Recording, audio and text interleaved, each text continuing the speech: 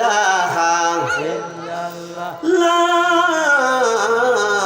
ইলাহা ইল্লাল্লাহু মুহাম্মাদুর রাসূলুল্লাহ সাল্লাল্লাহু আলাইহি ওয়াসাল্লাম।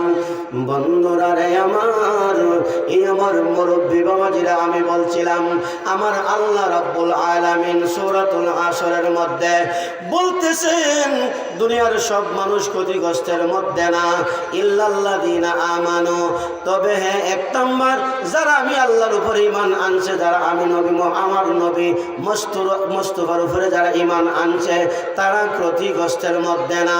তারপরে 2 নাম্বার বলতেছেন শুধু ঈমান আনলেই হবে না, কি ঈমান আনলেই হবে না, ঈমানের পরে বলতেছেন ওয়া আমিলুস সালিহাত। এই আমার নবী মুস্তাফা, ওগো আমার নবী, মায়ার নবী, আপনি আপনার উম্মতদেরকে জানায়া দেন ঈমান আইনা যদি বয়া থাকে, তারা যদি সৎ কাজ করে না, ঈমান দ্বারা কোনো ফায়দা হবে না, ঠিক না বেঠিক বলেন? এই ঈমানের কোনো মূল্য হবে না, ঠিক না বেঠিক বলেন? ঈমানের মূল্য তখনই হবে যখন ওই ঈমানওয়ালা মানুষ যখন নামাজ পড়বে, ঈমানদার মানুষের সঙ্গে যখন নামাজ থাকবে, সৎ কাজ থাকবে, তখনই তার ঈমানের মূল্য আসবে। কথা বলেন ঠিক না বেঠিক? 2 নাম্বার বলছেন ওয়া আমিলুস সালিহাত। সালিহাতের ব্যাখ্যা মুফাসসিরিনে কেরাম বলতেছেন 1 নাম্বার হচ্ছে নামাজ। মারহাবা কোন? মারহাবা। 1 নাম্বার কি? নামাজ। 2 নাম্বার হচ্ছে কোরআন তেলাওয়াত। মারহাবা বলেন। 3 নাম্বার হচ্ছে আল্লাহর নামের জিকির, আল্লাহ নামের জিকির। মারহাবা কোন? মারহাবা। আল্লাহ এই ওয়া আমিলুস সালিহাতের মধ্যে আমার আল্লাহ আমার দয়াল নবী মায়ার নবী তাফসীরের মধ্যে আসছে ওয়া আমিলুস সালিহাতের মধ্যে নেক কাজ বলতে আমরা জানি আল্লাহর উদ্দেশ্যে আমরা যত নেক কাজ করি, আপনার নামাজ, রোজা, হজ, যাকাত, তাসবিহ, তাহলিল, যত প্রকারের বন্দেগী রয়েছে, এক কথায় সবই হইল ওয়া আমিলুস সালিহাত। সব হইল কি? ওয়া আমিলুস সালিহাত। আমার আল্লাহ ডাক দিয়ে বলেন আমার বন্ধু ইয়া রাসূলুল্লাহ, নবী গো, আপনি আপনার উম্মতদেরকে জানায়া দেন, আর যারা ঈমান আনার পরে যারা সালিহাত, যারা নেক কাজ করে, যারা সৎ কাজ করে, তারা দুনিয়ার জমিনে ক্ষতিগ্রস্তের মধ্যে না। এখন ওই জায়গার মধ্যে অনেক প্রশ্ন আসতে পারে। এই আলোচনা বাবা 4-5 ঘন্টার আলোচনা, ফিনিশিং দিতে হইলে বুঝবেন, 4-5 ঘন্টা আলোচনা করলে বুঝবেন, নয়তো বা বুঝবেন না। তারপর আমি যতটুকু পারি আপনাদেরকে ইঙ্গিত দিয়ে যাব। এখন বলতে পারেন হুজুর, ক্ষতিগ্রস্ত বলতে কি? এখন ক্ষতিগ্রস্ত আমরা জানি যে লস, ক্ষতি বলতে কি? লস, লোকসান। এখন ওই জায়গার মধ্যে অনেক প্রশ্ন আসতে পারে। লোকটা নামাজি কিন্তু দুনিয়ার জমিনে সে বড় অভাবগ্রস্ত লোক, বড় দরিদ্র লোক, বড় গরিব লোক। দুনিয়ার জমিনে সে নামাজ পড়ে কিন্তু সে একজন রিক্সা চালক, সে একজন ভ্যান চালক। আছে না নাই? আসেনি? দুনিয়ার জমিনে লোকটা ইমানদার, নামাজ পড়ে, সে মানুষের বাড়ির মধ্যে পরিশ্রম করে, কাজ করে, কর্ম করে। আছে না নাই? বন্ধুরে, এই আমার মুরব্বী বাবাজিরা গভীর মনোযোগ। এখন ওই এর অর্থ এই ক্ষতি বলতে আমার আল্লাহ জালাফি হুসিন বলছেন, এই ক্ষতি বলতে আল্লাহর ক্ষতি বলতে, আল্লাহর ক্ষতি বলতে বোঝানো হয়েছে সেটা দুনিয়ার কোনো ক্ষতি নয়। আমার আল্লাহ ডাক দিয়ে বলেন এই দুনিয়ার মানুষেরা যারা নামাজি থাকবে, যারা ইমানদার থাকবে, যারা আমি আল্লাহ মাহবুব বান্দা যারা হবেন, তারা দুনিয়ার জমিনে ধনী হবেন না, তারা গরিব থাকবেন। মারহাবা কোন? আল্লাহর ওলিদের জিন্দেগি আপনারা খুলে দেখেন বাবা। আমি বাস্তব কথা বলে দেব আজকে। আপনারা ফরাজি কান্দির হুজুরে চিনেননি? ওনার নাম কি? যিনি সবসময় দয়াল নবীজির শানে নাত গাইতেন, যিনি আশিকের রাসূল ছিলেন। নাম কি? দেখি নামটা জানেন সবাই? হ্যাঁ, মাশাআল্লাহ, মারহাবা। আমার এক ভাই বলছেন মঞ্জুর আহমদ রেফাই আল ওয়াইসি। মারহাবা কোন? উনি যদি চাইতেন, তারা যদি চাইতেন দুনিয়ার জমিনে কোটি কোটি টাকার মালিক হইতে পারতেন, কিন্তু যারা দুনিয়া চাইছেন না, তারা দুনিয়া না চাইয়া আল্লাহ এবং রসুলকে চাইছেন। এই জন্য তারা আল্লাহ এবং রসুলকেও তারা পাইছেন। ঠিক না বেঠিক বলেন? এই মঞ্জুর শাহ আহমদ রেফাই আল ওয়াইসি, উনি ওনার যত সম্পদ ছিল উনি কি করলেন, ওনার একটা ছেলে সন্তান তো দিয়ে যান নাই, কিন্তু ফরজ অনুযায়ী বাবা মারা গেলে সন্তানের মালিক হয়, এই সম্পদের মালিক হয় দুনিয়ার আওলাদরা, সন্তানরা। এই আল্লাহর ওলি আশিক রাসূল মঞ্জুর শাহ আহমদ রেফাই আল ওয়াইসি, যিনি জান্নাতু আহলুল বাকি, যিনি আহলুল বাকিতে যিনি শুয়ে রয়েছেন, এই মঞ্জুর শাহ আহমদ রেফাই উনি কি করলেন, ওনার জীবনের গোটা সম্পত্তি উনি আল্লাহর রাস্তায় ওয়াকফ করে দিয়া দিয়েছেন।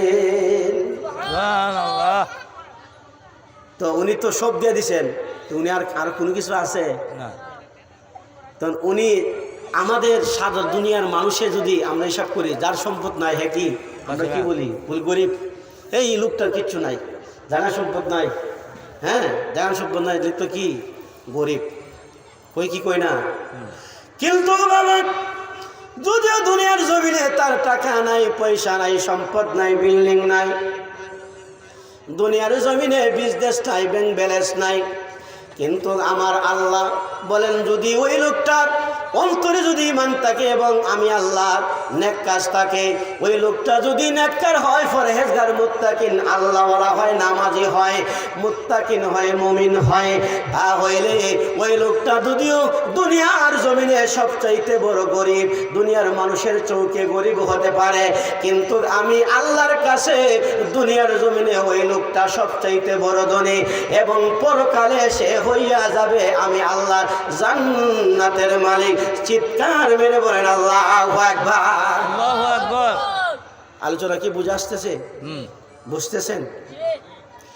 তাহলে বোঝা গেল দুনিয়ার জমিনে তারাই সবচাইতে লাভবান, তারাই সবচাইতে দামি, তারাই সুখী যারা ঈমান আছে, যার নামাজ আছে, যার ইমানের পরে যার কাছে নামাজ থাকবে, 5 ওয়াক্ত নামাজ থাকবে, ঠিক না বে ঠিক বলেন, আর কোরআন তেলাওয়াত থাকবে, রমজান মাস আসলে যেই ব্যক্তি রোজা রাখবে, যেই ব্যক্তি হজের তৌফিক হলে হজ আদায় করবে, যাকাতের উপযুক্ত হলে যাকাত প্রদান করবে, যেই ব্যক্তি, আবার এই আয়াতের মধ্যে আরো 2টা পয়েন্ট রয়েছে, আমার আল্লাহ ডাক দিয়ে বলতেছেন ওয়া আমিলুস সলিহাতের পরে বলতেছেন ওয়া তাওয়াসাউ বিল হক, যেই বান্দা হক বুঝবে, হক মানবে, হক পথে চলবে, গোটা জীবন হকের উপরে কোরবান করে দিবে, ওই বান্দা ক্ষতিগ্রস্তের মধ্যে না। 4 নাম্বার হইল ওয়াতাওয়াসাউ বিস সাবর, আমার আল্লাহ ডাক দিয়ে বলেন দুনিয়ার জমিনে যে ব্যক্তি সবুরকারী হবে, ধৈর্যশীল হবে, বিপদে আপদে সুখে দুঃখে সদা সর্বদাই আমি আল্লাহর দরবারে যে ব্যক্তি সবুরকারী হয়ে থাকবে, ধৈর্যশীল বান্দাদের অন্তর্ভুক্ত হয়ে থাকবে, দুনিয়ার জমিনে ওই ব্যক্তিরাই, ওই বান্দারাই আমি আল্লাহর কাছে সবচাইতে দামি এবং সবচাইতে ধনী, সবচাইতে সম্মানী। জোরে কি বলা যাবে? আল্লাহু আকবার, আল্লাহু আকবার। তাহলে আলোচনা ক্লিয়ার হয়ে গেল।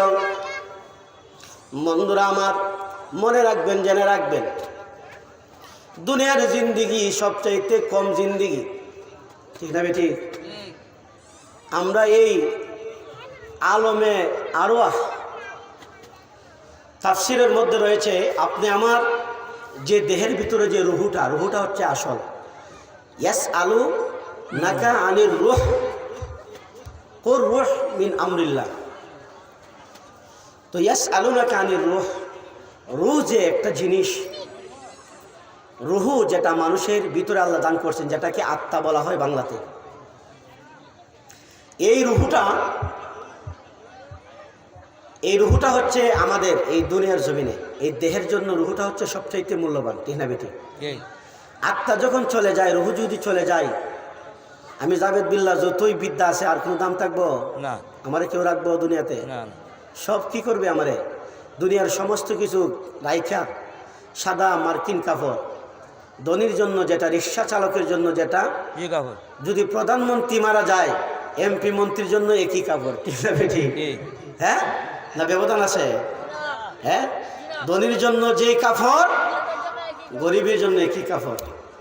তো অর্থাৎ বোঝা গেল যে কি, রুহুটা যদি ভিতরে থাকে, এই দেহটার ভিতরে রুহু থাকলে ওই মানুষটার সম্মান থাকে, ঠিক না বেটি? প্রধান আকর্ষণ। আচ্ছা ঠিক আছে, নিয়ে আসো, অসুবিধা নেই।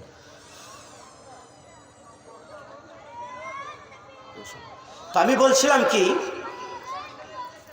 তো রুহুটা যদি আপনি আমার দেহের ভিতরে থাকে তাহলে এই দেহের মূল্য থাকে। তো খুব তাত্ত্বিক কথা, গভীর কথা কিন্তু, যে আপনি আমার এই দুনিয়াতে আসার আগে আমরা রুহু নিয়ে আমরা আরেকটা জায়গায় অবস্থান করেছি। সেখানে কত লাখ লাখ বছর, হাজার হাজার বছর আমরা অবস্থান করেছি, সেটা আল্লাহ পাক ছাড়া আর কেউ বলতে পারবে না, ঠিক না ঠিক? আলমে রুহের জগতে দুনিয়াতে আমরা আসি নাই, কিয়ামত পর্যন্ত যারা আসবে, হ্যাঁ, যারা এখনো আসে নাই আরো পরে আসবে, কিয়ামতের আগে আসবে, তাদের রুহটা আল্লাহ আরো আগে সৃষ্টি করে আলমে রুহের জগতে রাখছেন, ঠিক না ঠিক বলে? তো রুহের জগতে কতদিন ছিলাম আমরা, সেটার কোনো হিসাব আছে?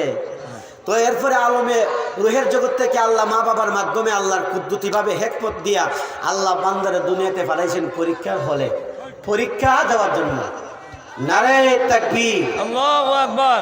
আরো জোরে করে, জোরে সোরে বলতে হবে, নারায়ে তাকবীর, আল্লাহু আকবার। নারায়ে রিসালাত, ইয়া রাসূলুল্লাহ, নারায়ে রিসালাত, ইয়া রাসূলুল্লাহ। প্রধান আকর্ষণের আগমন, শুভেচ্ছা স্বাগতম। কারি শামীম রেজা সাহেবের আগমন, শুভেচ্ছা স্বাগতম, শুভেচ্ছার স্বাগতম, আগমন। এই মাহফিলের পক্ষ থেকে, এই মাহফিলের পক্ষ থেকে নারে তাকবীর, সকলে বলুন মারহাবা। আমার ভাই এসে গেছে। তো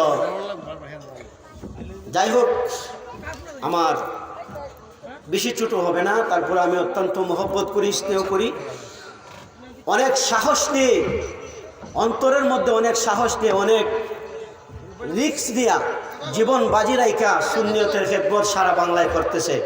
এই বাইটার জন্য দোয়া করার দরকার আসেনি? সবার আসেনি?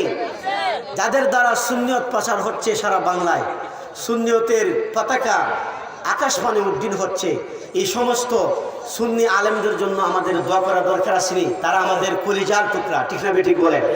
জোরে বলেন ঠিক না বেঠিক? যে সব জায়গায় যায় মাহফিল করে যে রিক্স নেয়া, দেখেছি একটা ভিডিওর মধ্যে, যে ওই কোমল ইউটিউবের মধ্যে, তো জানেন, সবাই চিনেন, আমি আর বলতে হবে না। তো যাই হোক, হ্যাঁ হুজুর, আমাদের আজকের যিনি প্রধান আকর্ষণ, হ্যাঁ হুজুর এসে আমাদের কাছে আল্লাহ পাক আমাদের মাঝে এনে উপস্থিত করেছেন। আমরা সবাই ওনার পক্ষে আল্লাহর দরবারে শুকরিয়া আদায় করে বলেন আলহামদুলিল্লাহ। তো আমি ছেড়ে দিব আমার আলোচনা, আমি আমার আলোচনা সামনে আগাতে পারবো না, সমাপ্ত করতে পারবো না।